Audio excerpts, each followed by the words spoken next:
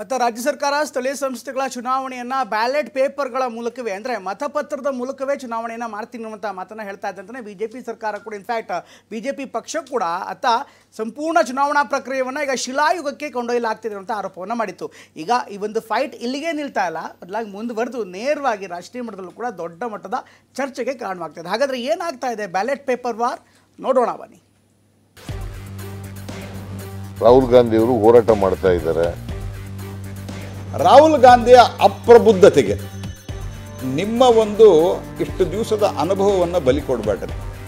ಬೇರೆ ದೇಶಗಳೆಲ್ಲ ಹೋಗಿದ್ದಾವಲ್ಲ, ಅವೆಲ್ಲ ಶಿಲಾಯುಗಕ್ಕೆ ಹೋಗಿದ್ದಾವ. ಸುಮ್ಮನೆ ಜನರು ದಿಕ್ಕು ತಪ್ಪಿಸೋದಕ್ಕೆ, ಒಂದು ಅಪಪ್ರಚಾರ ಸೃಷ್ಟಿ ಮಾಡೋದಕ್ಕೆ. Ballot is more stronger than bullet. ಎಲ್ಲಾ ಕಡೆಯೂ ಮತಯಂತ್ರದ ಮೂಲಕ ಚುನಾವಣೆಗಳು ನಡೆಯುತ್ತಿವೆ. ಆದರೆ ರಾಜ್ಯ ಸರ್ಕಾರ ಸ್ಥಳೀಯ ಸಂಸ್ಥೆಗಳ ಚುನಾವಣೆಯನ್ನ ಮತಪತ್ರದ ಮೂಲಕ ನಡೆಸಲು ಮುಂದಾಗಿದೆ. ಈ ಬಗೆಗಿನ ಶಿಫಾರಸ್ಸಿಗೆ ಸಂಪುಟ ಕೂಡ ಅಸ್ತು ಅಂದಿರೋದು ಹೊಸ ಚರ್ಚೆ ಹುಟ್ಟುಹಾಕಿದೆ. ನಾಯಕರು ಈ ನಿರ್ಧಾರದ ಬಗ್ಗೆ ಆರೋಪ ಪ್ರತ್ಯಾರೋಪ ಮಾಡ್ತಿದ್ದಾರೆ.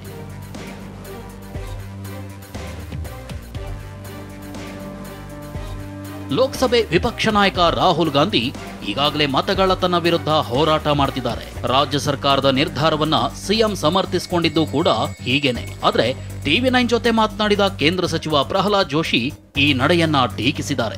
ಅಪ್ರಬುದ್ಧ ರಾಹುಲ್ ಗಾಂಧಿಗೆ ನಿಮ್ಮ ಅನುಭವ ಬಲಿ ಕೊಡಬೇಡಿ ಅಂದಿದ್ದಾರೆ. ಈ ಮಾತಿಗೆ ತಿರುಗೇಟು ಕೊಟ್ಟ ಸಿಎಂ ಬ್ಯಾಲೆಟ್ ಅಂದ್ರೆ ನಿಮ್ಗೆ ಯಾಕೆ ಭಯ ಅಂತ ಪ್ರಶ್ನಿಸಿದ್ದಾರೆ. ರಾಹುಲ್ ಗಾಂಧಿ ಅವರು ಹೋರಾಟ ಮಾಡ್ತಾ ಇದ್ದಾರೆ. ಬಿಹಾರ್ನಲ್ಲಿ ಎಲೆಕ್ಷನ್ ಇದೆ, ಅಲ್ಲಿ ಹೋರಾಟ ಮಾಡ್ತಾ ಇದ್ದಾರೆ.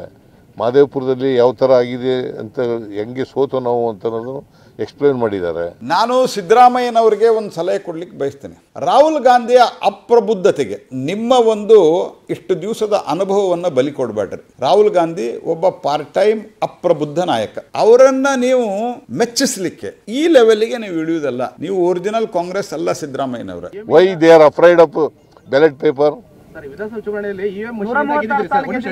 ಅನ್ಯಾಯಗಳು ನಡೀತಾ ಇರ್ತಕ್ಕಂಥದ್ದು ನಮಗೆ ಅನುಭವದಿಂದ ಹೇಳ್ತಾ ಇದ್ದೀವಿ. ಇನ್ನು ದೇಶ ತಂತ್ರಜ್ಞಾನದಲ್ಲಿ ಮುಂದುವರಿಯುತ್ತಿದೆ. ಈಗ ಮತಪತ್ರಕ್ಕೆ ಮರಳೋದು ಶಿಲಾಯುಗಕ್ಕೆ ಹೋದಂತೆ ಅಂತ ಸಂಸದ ಕೋಟಾ ಶ್ರೀನಿವಾಸ್ ಪೂಜಾರಿ ಲೇವಡಿ ಮಾಡಿದ್ದಾರೆ. ಈ ಮಾತಿಗೆ ಪ್ರತ್ಯುತ್ತರ ಕೊಟ್ಟ ಸಿಎಂ ಸಿದ್ದರಾಮಯ್ಯ ಬೇರೆ ದೇಶಗಳು ಹೋಗಿದ್ದಾವ ಅಂತ ಪ್ರಶ್ನಿಸಿದ್ದಾರೆ. ಭಾರತ ತಂತ್ರಜ್ಞಾನದಲ್ಲಿ ಜಗತ್ತಲ್ಲಿ ಮುಂದುವರಿತಿರುವ ಸಂದರ್ಭದಲ್ಲಿ ಮತ್ತೆ ಶಿಲಾಯುಗಕ್ಕೆ ಮರಳುವಂತ ಒಂದು ವ್ಯವಸ್ಥೆಗೆ ಕೈಕಿದ್ದ ಸರ್ಕಾರ ಅಂತ ಅನ್ನಲೇಬೇಕಾಗಿದೆ. ಬೇರೆ ದೇಶಗಳೆಲ್ಲ ಹೋಗಿದ್ದಾವಲ್ಲ, ಅವೆಲ್ಲ ಶಿಲಾಯುಗಕ್ಕೆ ಹೋಗಿದ್ದಾವ. ಅಮೆರಿಕ ಹೋಗಿದೆ, ಬೇರೆ ಅಡ್ವಾನ್ಸ್ಡ್ ಕಂಟ್ರಿಗಳೆಲ್ಲ ಹೋಗಿದ್ದಾವಲ್ಲ, ಅವೆಲ್ಲ ಶಿಲಾಯುಗಕ್ಕೆ ಕೊಟ್ಟೋದ್ವಾ. ಇನ್ನು ಮತಪತ್ರಗಳ ದುರುಪಯೋಗದ ಬಗ್ಗೆ ಸಂಸದ ಬಸವರಾಜ ಬೊಮ್ಮಾಯಿ ಪ್ರಸ್ತಾಪಿಸಿದ್ರು. ಈ ಮಾತಿಗೆ ಗರಂ ಆದ ಎಚ್.ಕೆ. ಪಾಟೀಲ್ ಎಷ್ಟು ಘಟನೆ ನಡೆದಿವೆ ಅಂತ ಕೇಳಿದ್ರು. ಮುಂದುವರೆದು ಇವಿಎಂ ಅವಾಂತರಗಳ ಬಗ್ಗೆ ಉಲ್ಲೇಖ ಮಾಡಿದ್ರು. ಬ್ಯಾಲೆಟ್ ಪೇಪರ್ ಇದ್ದಾಗ ಆಗಿರುವಂತ ಅಕ್ರಮಗಳು ಬೇಕಾದಷ್ಟಿದೆ, ಬೇಕಾದಷ್ಟು ಕೇಸ್ಗಳಿದೆ. ಪೇಪರ್ನ ಕಬ್ಜಾ ಮಾಡಿ ಒತ್ತಿರುವಂತದ್ದು ಅಂತ ಘಟನೆಗಳು ಎಷ್ಟಾದ್ರು ಹೇಳ್ರಿ. ಕ್ರೈಮ್ಸ್ ಎಷ್ಟು ಘಟನೆಗಳಾದವು ನೋಡಿದ್ವಿ ನಾವು ಹಲವಾರು ರಾಜ್ಯಗಳೊಳಗೆ. ಟ್ರಕ್ ಗಟ್ಟಲೆ ಇವಿಎಂ ಹೋಗೋದನ್ನ ನೋಡಿದೀವ್ರಿ. ಟ್ರಕ್ ಗಟ್ಟಲೆ ಇವಿಎಂ ಹೋಗೋದು ನೋಡಿದ್ವಿ. ಇನ್ನು DCM DK ballot is stronger than bullet ಅಂತ ಕೊಪ್ಪಳದಲ್ಲಿ ಹೇಳಿಕೆ ಕೊಟ್ಟಿದ್ದಾರೆ. Ballot is more stronger than bullet. ಅವ್ರಿಗೆ ಯಾಕೆ ಅನುಮಾನ ಅಂತ ಫಸ್ಟ್ ಹೇಳಿ.